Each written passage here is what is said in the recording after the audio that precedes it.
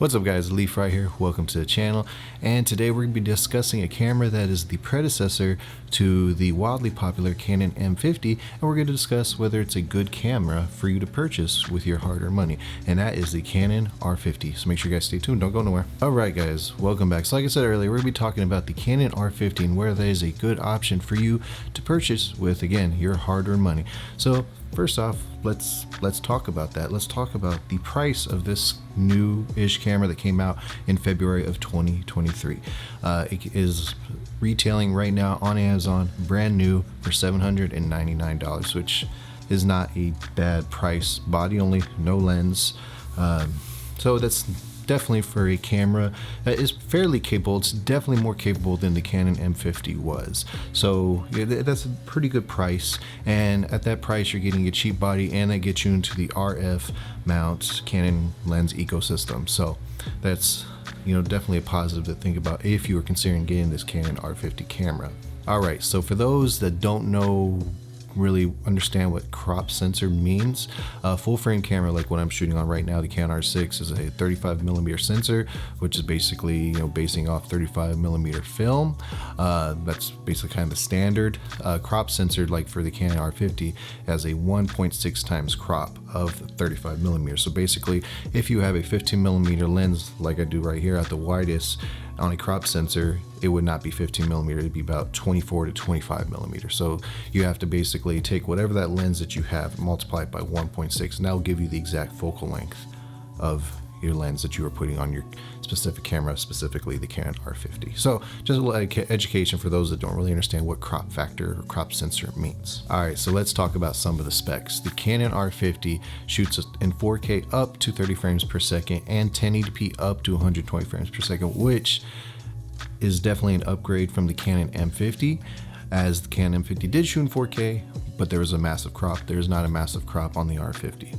The Canon M50 did shoot in high frame rates, but 720p with no autofocus and no audio. The R50 shoots in 1080p at 120 frames per second with autofocus, but no audio. So yeah, it's definitely an upgrade when it comes to the video specs. It does not shoot in C-Log, it does not shoot in 10-bit unless you are shooting the HDR PQ mode, which I've never used it before, so I really don't know how good or bad it is. So really that's something, if you're genuinely curious about, you might want to check it out if you choose to get this camera, but I personally never use it. I always shoot in C-Log on my camera, so I've never really felt the need to try out the HDR PQ mode, but that might be something for you to think about. So some other positives for this camera, it can double as a webcam for you, live streaming cam, video conference camera. It has a clean HDMI out that you can plug into your computer, and a lot of other things you got, well, not a lot of things, but different things you have to do as far as setting up the menu system. I'm not really familiar with that, as I don't use my cameras for live streaming or video conferencing. I just use a little webcam for work, and that's it. So but that's something you can do if that's something you want it to do. It does have a audio jack, so you can attach external mic to it. It has that small LPE17 battery, so the battery life on it's not going to be that great. One card slot, again, it's very bare bones. It does a 24 megapixel sensor, which is good for taking pictures. It shoots 12 frames per second electronic shutter and 15 frames per second mechanical shutter, which is pretty good. So you can definitely shoot some higher burst stuff, so you might be able to catch, you know, a little bit of sports, a little bit of wildlife, stuff like that. So it's definitely something you can use for that. You know, it's definitely a good beginner camera. If you were, you know, kind of dabbling in and you want to think about getting a camera, you've never owned one, I definitely think this is a good one for you to start off with. Price point is pretty good, you know, $800, still $800 is not exactly cheap, but it's definitely a lot cheaper than you get some of the other higher end cameras. And if you're just starting out and you're wanting to learn, I think it's a great camera to start off with. You can learn how to take photos, you can learn how to shoot video, you can start building your lens collection with this camera because it does have the RF mount. You can also adapt EF glass to it as well with the adapter, so that's something you can do moving forward.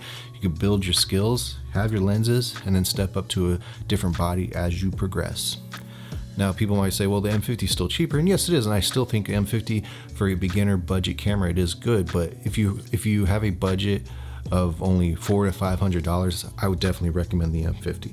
But if you have that $700, $800, $900 budget to spend on a body, I definitely recommend the R50 over the M50, just because you're getting more camera for the price, and it's definitely gonna age better, as the RF mount is just gonna keep growing. The EF M mount is basically, in my opinion, is probably dead at this point. You can adapt EF lenses to it as well, so there is that, but you definitely are more future proof with the R50 with the RF mount. Now, some negatives about it, I haven't held it, but I've owned the M50 2 different times, and form factor wise, they look very similar. You're gonna get a very small camera. You're not gonna get a weather sealed camera body. It's not gonna be the best materials built. There's gonna not be a lot of buttons and dials, so customization is gonna be a little more difficult than it would be like on a more professional style camera. So that is some negatives about it. In 2023, it does not shoot in 4K 60 frames per second, which a lot of cameras do nowadays. The more newer cameras do, but at the end of the day, again, this is a starter camera.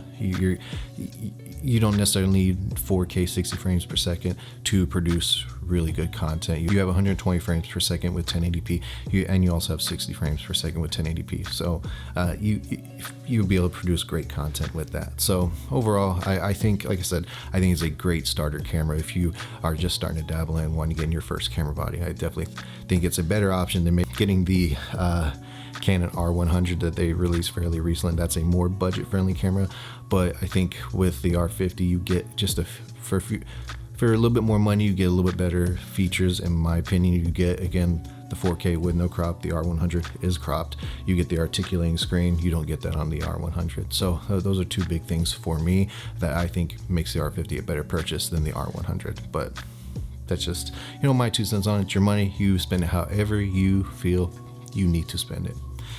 Anyways, guys, that is the end of this video. I want to do more of these budget starter camera videos for you guys, because I do get those comments a lot. What do you think of this camera? What do you think of that camera? On my comments, as well as, my socials as well. So I definitely want to, kind of put these videos out a little bit more for you guys. All right, anyways, I'm gonna wrap this video up. Hope you guys enjoyed it. If you're not already subscribed, I'd love it if you hit that subscribe button, and I'll see you guys next time I make a video. Have a good one.